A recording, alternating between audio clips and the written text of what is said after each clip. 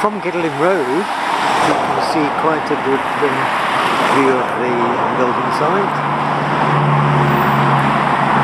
There's the situation on the 10th of June.